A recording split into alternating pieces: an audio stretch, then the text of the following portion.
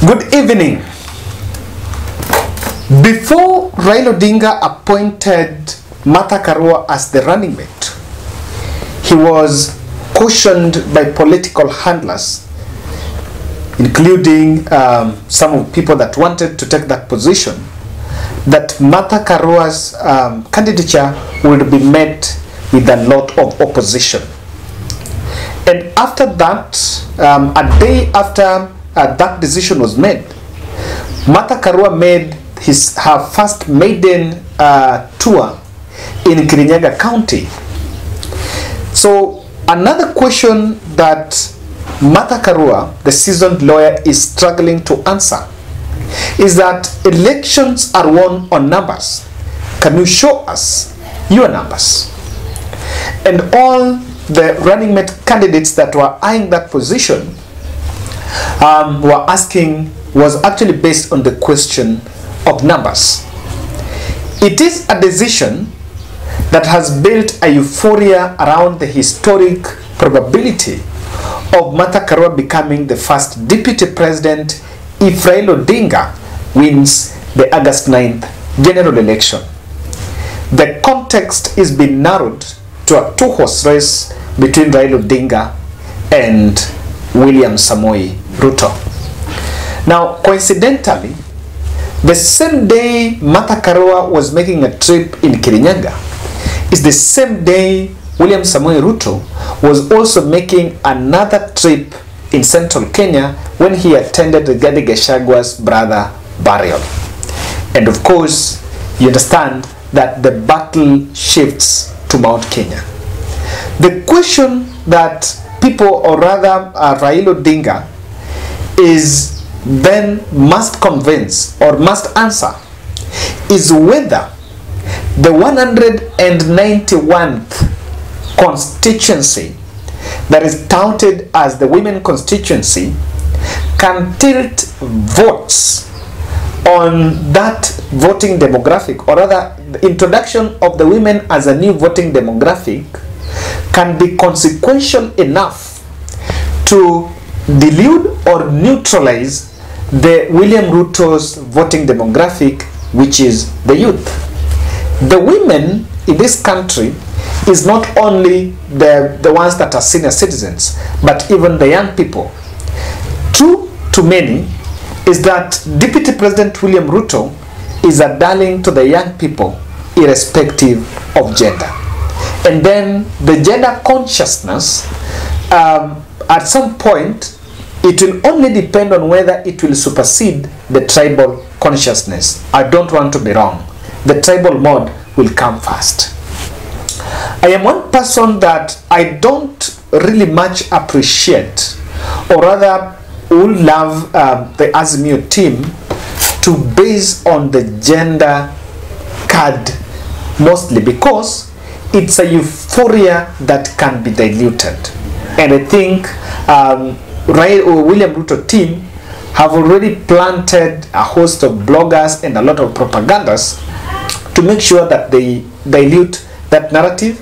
And when dust settles, Raila Odinga might get to a situation where then he need to deal with the real numbers. Very interesting scenarios that are playing out. In this video, I watched the reception of Kirinyaga Iron Lady Martha Karua back home, and I was so keen, apart from that organized heckling, compared to the last time they were in Kirinyaga with Raila Odinga, Martha Karua received a massive reception, and the reception was different.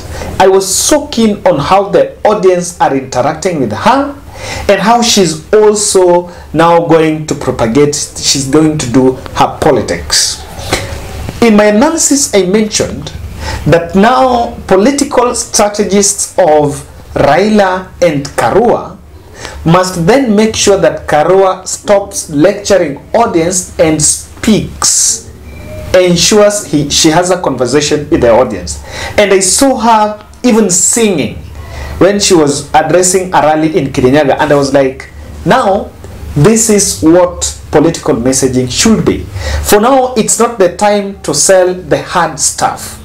It's not the time to sell the Baba Care and the roads that will be constructed, the maybe economic empowerment and social empowerment. It's not the time. First, for you to get an entry, you need a soft entry, so that when you gel with the voters is when then you can tell them what you are in for. If you remember when Raila was making Mount Kenya first tour, it was very strategic. He did not go there and start telling them about what he wanted to do. It was first just doing rallies and just gelling. Then when he made subsequent visits, then it was all about, he came back with the manifestos and he's been releasing manifesto bit by bit. I want us to watch Martha Karua's reception in Kirinyaga, and I will try to do a critical analysis on whether the ground is tilting. And if it's not tilting, is there an effect, a resultant effect on Mount Kenya voting bloc now that Raila Odinga settled on her? But I'm still sharply looking at Kirinyaga. I want us to work that here. Now, ladies and gentlemen, I am humbly requesting you to subscribe to our channel, click the notification bell, and also more importantly, if you are from Kirinyaga or you are from Mount Kenya, I know at one point maybe you've walked to the nearest shopping center or you've interacted with a group of women and a group of youth. What are people saying about Martha Karua? I am so interested on how people, not how people are reacting, not the yelling, the celebration, that's enough. But we want to, when you talk to someone and tell her, oh, Mazai, we have Martha Karua, what a kind of response that people are making. I normally like the fact that when I ask these questions, people respond down here. And please remember to like our video. Through that, you're promoting this channel. One reason why I realized that Kirinyaga was more receptive of Martha Karua is Purity Ngirishi gave her a soft spot immediately she was announced. Purity Ngirishi is vying for Kirinyaga governor seat, and she's facing off with Anne Waiguru. So Anne Waiguru is in Kenya Kwanza, and Purity Ngirishi is an independent candidate. However, Martha Karua was in Azimio, and Martha Karua was initially eyeing the governorship seat. So now that Martha was pulled out of it, the race remained a two-horse race between Ngirishi and Anne Waiguru. So supporters of Ngirishi tend to disassociate from Kenya Kwanza bit. So those supporters, then when Martha Karua is a running mate, it builds a lot of excitement and euphoria in Kirinyaga. I will not be shocked. I see people saying in social media that Kirinyaga is rotonated and is UDA. But you may be shocked to realize that Raila may not share votes, maybe a bigger percentage with William Ruto and other places. But in Kirinyaga, where Martha Karua comes from, Raila will mostly get close to 50% if he will not be in a position to eclipse William Ruto. I don't want to be that much of ambitious, but that is there. Now, the fact that she got the support of Purity Ngirishi, because Purity Ngirishi came out and said, congratulations, they have been together, and now that's one of the daughters of Kirinyaga growing. Now, that gave her a backing. And I think, I may be wrong, but I think even in this rally, even though Purity Ngirishi may not directly associate with the Azimio team because she doesn't want a contest between Azimio and Kenya Kwanza because the ground is a little bit charged, most likely that hotspot, that soft spot has made many undecided voters in Kirinyaga then to look and think and say, we need to support one of our own, and that is very critical. And I was keen on something, that President Uhuru Kenyatta did not attend the yesterday's unveiling.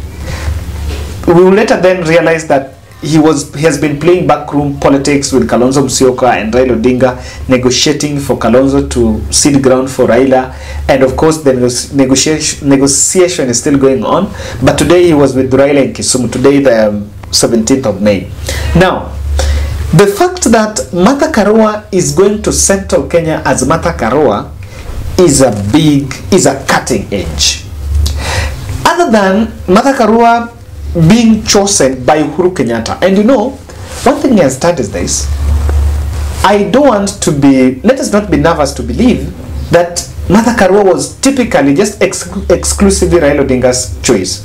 Yes, Raila brought her on board, but she has the blessings of President Uhuru Kenyatta. And I think they have realized that when Uhuru goes to central Kenya, it causes a friction between Uhuru and Ruto. That friction between Uhuru and Ruto, the person that suffers is Raila Odinga. Because after he goes there and tries to campaign for Raila, the other side will then run and say that he's the person that there is a person that is pushing Raila Odinga. Now, with the fact that Martha Karua is going to central Kenya in her own capacity and her own identity, then that makes people to have a fair judgment. Let's compare. If Raila would have picked Sabina Chege, it will be different. Everyone else will be yelling in Mount Kenya that President Uhuru Kenyatta gave Raila Sabina Chege, because Raila and Sabina has never been together. But then Raila, even the meeting that the last meeting Raila had with Martha Karua, so that Martha Karua would jump ship and join Azimio, it was between Raila and Martha Karua. That's the photos that were shared public. So Uhuru detachment from Martha's endorsement by Raila is already playing a very big role to make Martha Karua have a fair judgment by central Kenya leaders. I don't know what you think. But then Martha Karua also got the Azimio support system. And this is something I need to make clear. The advantage of being around Raila Odinga is that there is that natural support system that you will always inherit. I saw when Martha Karua was in Kisumu, she received an overwhelming support. Today, if Martha Karua decides that she's going to campaign in the middle of Mombasa without Raila Odinga, Joho is there for her and she's going to receive overwhelming welcome. Even in Nairobi here, if she decides she's going to traverse parts of Nairobi, even without Raila Odinga, there is a bit of ODM and Azimio structures in some of these countries, in some of these counties. Now, getting that structure is a very good input to make her candidature. I realized that today when she was making that tour, they were with Peter Munya. Peter Munya is CS in charge of agriculture, and now she has brought radical changes there. Peter Munya is one of the running mate contenders that people will say had tangible votes from Meru and the east part. Going with Peter Munya was very critical because Kirinyaga is perceived to be aligned towards the east, the Kirinyaga, Embu, Tharaka Nithi and Meru. Now with that support system, I think it's boosting her candidature and boosting her stakes. You even realize that if you watch that video, there were Jubilee candidates that were also supporting Martha Karua. That support system is what is making her be in a position to tilt a bit of the ground in Kirinyaga. Lastly, the cream bill record. She has not been in elective politics. I know when we say that she has a clean record, you'll be reminded of the 2009 when she resigned from government because of maybe what she deemed as in Mwai Kibaki not working with her well. But then she's not been in elective politics for the last 10 years.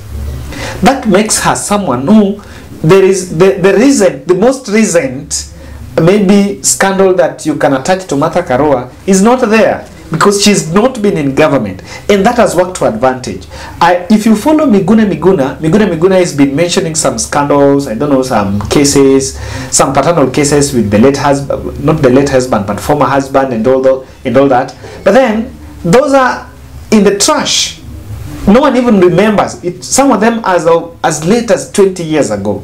Now, Martha Karua has a track record because she's been out of elective politics. That's the same advantage that even Raila enjoys and Kalonzo Musyoka. When Raila died in 2013, he was being reminded of a scandal that happened of the Kimunya Must Go, where a hotel was sold when he was in government, Roho Pesa kwa Vijana. But now that he's been out for the last 10 years, everything is in clean. Now, that clean bill for me is what makes people not to attach any dirt with her. And most likely, if she's groomed well with the support system, even realize that Beth Mugo, Sabina Chege were also meeting some hotel within Nairobi here, just having support and lauding her candidature. Ladies and gentlemen, tell me whether Martha Karua is tilting the ground. I want a honest opinion. not just a fanatical one.